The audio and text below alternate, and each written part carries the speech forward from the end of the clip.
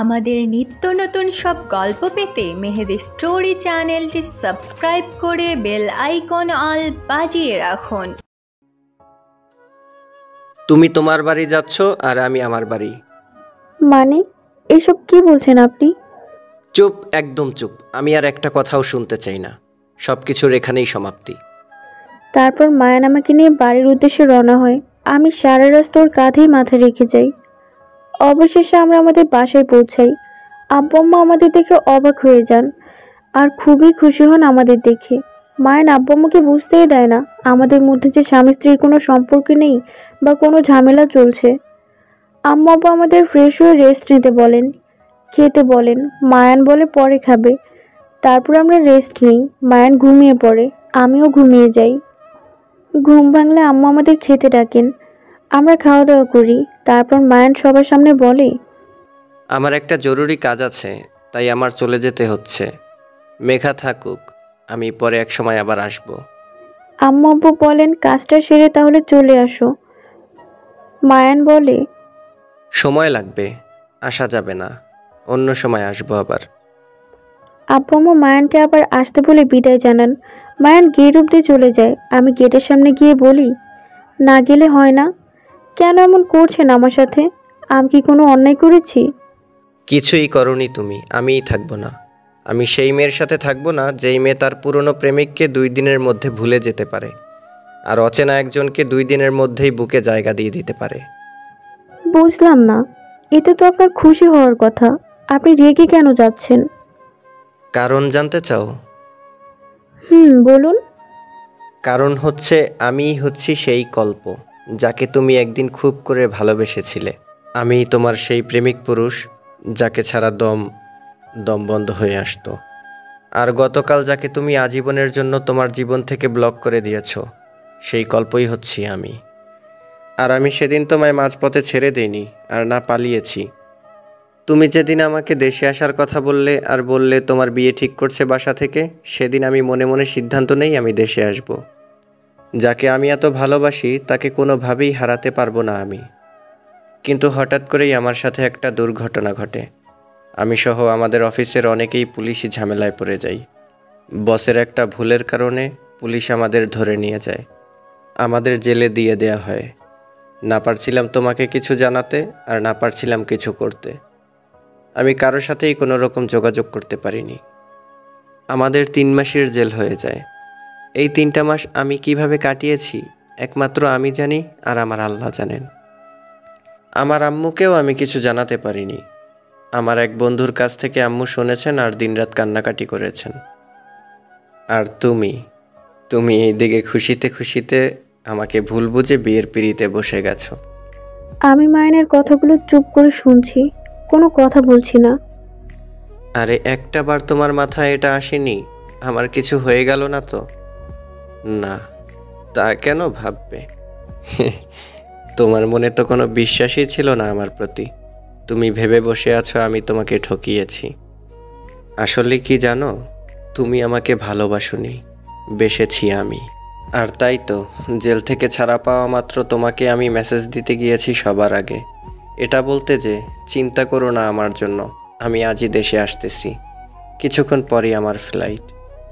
কিন্তু তুমি ID deactive করে রেখেছো, আমি পারিনি তোমার সাথে যোগাযোগ করতে। এরপর আমি কি করি জানো, আমি ওই ছেলেকে ফোন দেই যার সাথে তোমার বিয়ের কথা চলছিল। কারণ আমি তোমার কোনো খবর পাচ্ছিলাম না। আমি ভয়ে ছিলাম এই ভেবে ওর সাথে তোমার বিয়ে হয়ে গেল কিনা। এখন হয়তো ভাববে আমি ওকে চিনলাম কি করে। আরে ও আমার বন্ধু, খুব ভালো বন্ধু।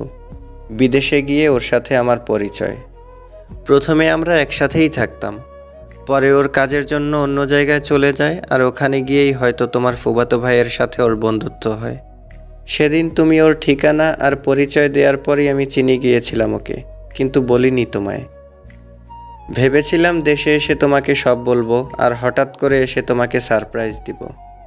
কিন্তু তা আর হলো কই। শেষমেশ আমি যেই ভয়টা পাচ্ছিলাম, আমার সেই ভয়টাই সত্যি হতে যাচ্ছিল।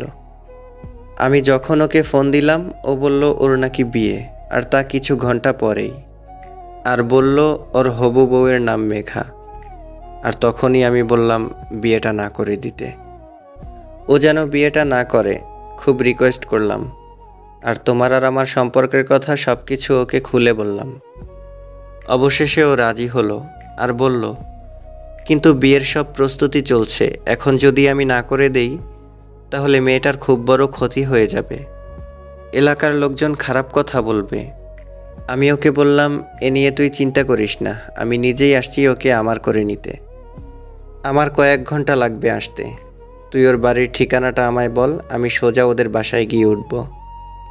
আর তুই বিয়ের জন্য ওদের বাসায় না করবি দুপুর অথবা বিকেলের দিকে, ততক্ষণে আমি পৌঁছে যাব। আগে না করলে ওর মা বাবা কষ্ট পেয়ে যদি অসুস্থ হয়ে যান, আর এলাকার মানুষের কথায় যদি কোনো অ্যাক্সিডেন্ট ঘটে যায়। তাই আমি যখন বাড়ির কাছাকাছি পৌঁছে যাব তখন তোকে ফোন দিব, আর তুই ওদের না করে দিবি। প্লিজ দোস্ত, আমার জীবনটা বাঁচা, আমি ওকে ছাড়া বাঁচব না। আর তারপর ও আমার কথা মতো তাই করে। আর পরের সব কিছু তোমার তো জানা। আমি আম্মুকে সব বলি, আম্মুও আমার খুশিতে খুশি। অবশেষে আমি আমার ভালোবাসার মানুষকে পেলাম, যাকে আমি ভালোবেসেছি, কিন্তু সে আমাকে ভালোবাসেনি। আমি জানতাম তুমি বুঝতে পারবে না আমি যে কল্প, কারণ তুমি আমার ডাকনামটা মানে আমার আইডি নেমটা জানো, আমার সার্টিফিকেট নেম জানো না। ইয়েস মিসেস মেঘা, আমি মায়ান রহমান কল্প, ওরফে তোমার বর। তবে আজ থেকে আমাদের কোনো সম্পর্ক থাকবে না, তুমি মুক্ত। যেই মেয়ে তার এতদিনের ভালোবাসাকে ভুলে মানে কল্পকে ভুলে মায়ানের কাছে 2 দিনের পরিচয়ে স্ত্রীর অধিকার চায়, তার সাথে আমার পক্ষে থাকা সম্ভব না। আমি মানতে পারবো না আমার মেঘা আমাকে ভালোবাসে না, আমার মেঘা কল্পকে ভালোবাসে না। আমি তা মানতে পারবো না। আমাকে ক্ষমা করে দিও। ভালো থেকো, আসছি। মায়ান ওরফে কল্প মানে আমার বর এবার সত্যি সত্যি আমাকে ফেলে চলে যায়। আমি একটা কথাও বলিনি, শুধু ওর কথাগুলো চুপচাপ শুনেছি। কল্প চলে যাচ্ছে, আমি ওর চলে যাওয়া দেখছি। কল্প চলে যায়, আমি আমার রুমে চলে আসি। সারাদিন চলে যায়। কল্প সারাদিন বাড়ির বাইরে বাইরে ঘুরে রাত হলে ওদের বাসায় যায়। যখন ও রিক্সাওয়ালাকে টাকা দিতে যায়, ওর মানিব্যাগটা বের করতে যায়, হঠাৎ মানিব্যাগটা ওর হাত থেকে রাস্তায় পড়ে যায়, আর মানিব্যাগে থাকা সবকিছু ছড়িয়ে ছিটিয়ে রাস্তায় পড়ে যায়। ও সবকিছু তুলতে তুলতে হঠাৎ একটা চিরকুট পায়। চিরকুটটা খুলে দেখতে ওর মাথায় যেন আকাশ ভেঙে পড়ে। ও দ্রুত রিক্সাওয়ালাকে বলে, রিক্সা ঘুরান, আমাকে দ্রুত বাস স্ট্যান্ডে পৌঁছে দিন, আমি আমার মেঘার কাছে যাব।